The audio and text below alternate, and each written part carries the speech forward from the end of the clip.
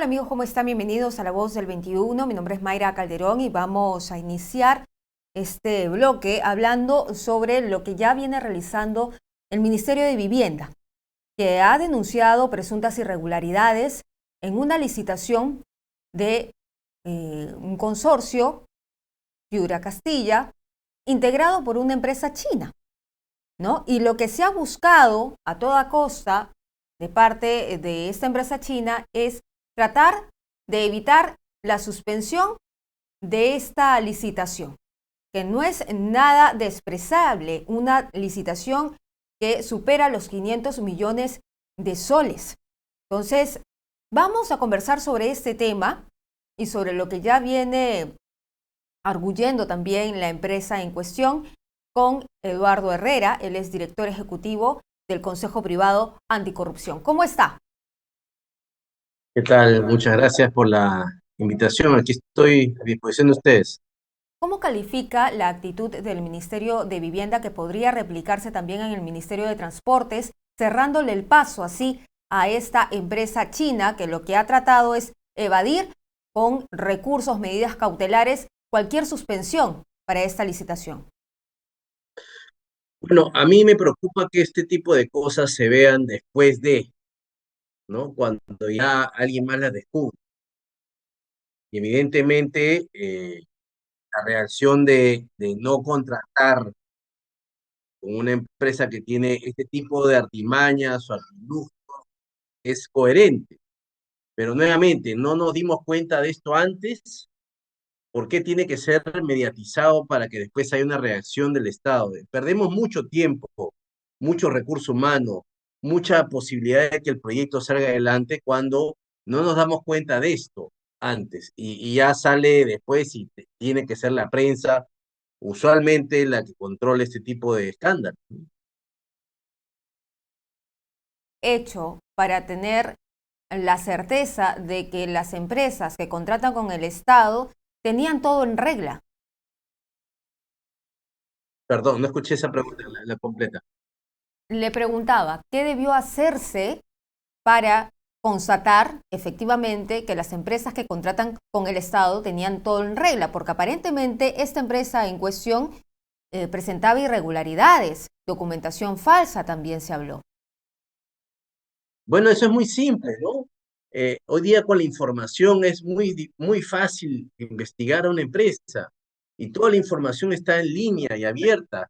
Es ver los antecedentes, es ver los antecedentes de la OCE. Es también transparentar las contrataciones. Yo siempre he defendido, y esto no necesita una ley por si acaso, que las entidades públicas pongan sus concursos públicos en línea, en web para que digan, vamos a contratar esto, estos son los contratantes y que también la ciudadanía colabore. Hoy por hoy hay una gran disposición de la ciudadanía a investigar y hoy por hoy todo se sabe. Entonces, yo creo que lo que tenemos que hacer es empezar a hacer un poquito de inteligencia en la lucha contra la corrupción, de empezar a investigar si se presentan tres postores, cómo están conformados los consorcios, porque a veces los consorcios son una sacada de vuelta a la ley, ¿no? Una empresa con antecedentes se pone con una que ya tiene experiencia y la que pone el capital es la que no tiene antecedentes. Hay empresas de maletín. Entonces, eso se puede investigar muy fácilmente cuando se quiere hacer, cuando se hacen las cosas seriamente. Otro es simplemente improvisar o jugar para el lado de la corrupción. Claro, ante esta situación, el Ministerio de Vivienda ha decidido remover a toda la plana dirigencial del Fondo Mi Vivienda, ¿no? Y ordenó esta auditoría que finalmente ya ha sido conocida. Pero también habrían más proyectos en la mira. La ministra de Vivienda ha hablado de 8 proyectos que se habrían dado aparentemente en la gestión de Heiner Alvarado, un ministro investigado que fue intocable también en el gobierno de Pedro Castillo. Sí, el asunto es que cómo empezamos a desactivar todas estas bombas que el gobierno de Castillo nos ha dejado, ¿no? Bombas de corrupción. Entonces, ahí el asunto es nuevamente cuando uno asume una cartera o cuando uno asume una función pública, lo que tiene que hacer es una investigación o una recepción de cómo ha encontrado la situación, el Estado, el organismo que asume. ¿no? ¿Se sabía de esto antes? ¿Por qué recién ahora lo sabemos? Eh, y la corrupción opera como mafias, con organizaciones criminales, con famosos lobistas, y lo pongo entrecomillado porque no son lobistas, pues son efectivamente alcanzadores, son gente que va deambulando por los pasillos para encontrar negocios y formas de hacer corrupción. Entonces, a eso me refiero con la inteligencia. No hace falta solamente que el Ministerio de Vivienda tenga pues una unidad anticorrupción que sea simbólica. Tiene que empezar a ser operativos, tiene que empezar a disparar casos, porque de lo contrario, estas oficinas de integridad terminan siendo pues un saludo a la bandera y sin ninguna fuerza. Finalmente, yo le quería consultar si es que esta acción que hoy día hace la titular del Ministerio de Vivienda también debería ser el Ministerio de Transportes, donde también se hablaba de adjudicaciones, licitaciones a empresas chinas. Usted recordará que ese fue el gran escándalo que reveló Karelin López. Sí, sí, no solamente ambos ministerios, yo creo que en general los ministerios deben tener un mecanismo de investigación, de inteligencia, de preparación de casos, lo que se llama comúnmente enforcement.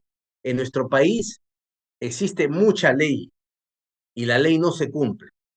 ¿Cómo se cumple la ley? Cuando se baja la impunidad. Y la impunidad se baja cortando cabezas en los casos de corrupción. ¿Cuántos casos más hay en salud, en educación, en los otros ministerios, defensa, interior, aparte de los de vivienda y transportes, sin duda, que tienen que aclararse? Pero lo que pasa nuevamente es quién hace esa investigación. El ministerio mismo se autoinvestiga, no sale a cuenta en muchos casos políticamente hacerlo. La Contraloría, claramente, como yo he sostenido varias veces, tiene un problema de diseño institucional y no está reaccionando a tiempo. La lucha contra la corrupción, la estrategia de lucha contra la corrupción ha fracasado y tenemos que replantearla porque si no va a seguir pasando ese tipo de cosas. ¿Cómo se debe replantear? Porque lo que se ha visto, por ejemplo, en el gobierno de Pedro Castillo es el copamiento de instituciones. Y lo que se ha traducido en este copamiento de instituciones es la captación de ministerios que tienen mayor presupuesto, específicamente para hacer este tipo de contratos millonarios. Entonces, ¿cómo debe actuar? ¿Cómo se debe actuar en este sentido? Con una administración que ya dejó el cargo, pero que todavía hay operadores por ahí que siguen o pretenden seguir gozando de estas licitaciones.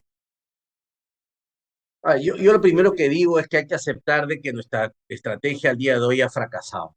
Vivo viendo siempre los informes de la Contraloría, que perdemos tantos miles de millones de dólares y la aguja no se mueve.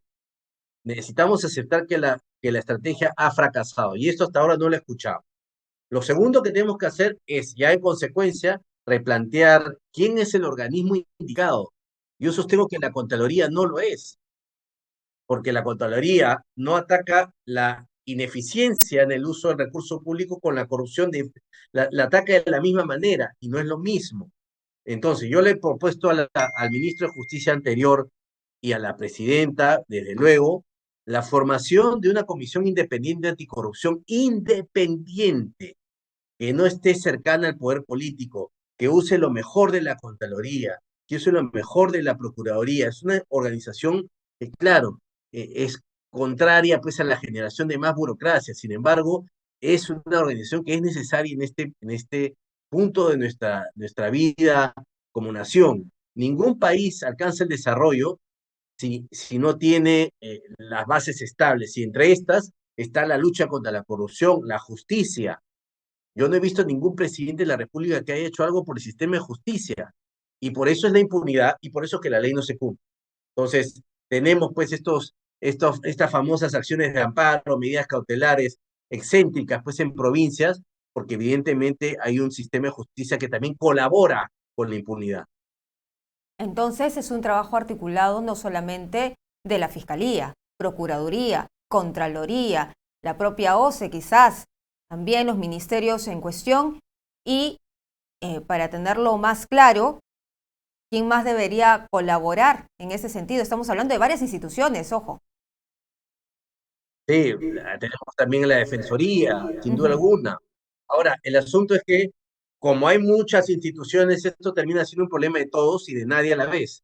Por eso es que sostengo que hay que unificar y hay que conseguir una persona o un grupo de independientes que sea capaz de responder fuera del poder político, un compromiso para que esto avance. Alguien tiene que dedicarse a 24/7 limpiar la cancha en el Estado para que el Estado pueda seguir avanzando. No esperemos que el poder político se va a autocontrolar. La presidenta de la República juró por la lucha contra la corrupción y hasta ahora no ha hecho fiel cumplimiento de su propio juramento, porque no ha hecho absolutamente nada concreto en ese tema. Muy bien.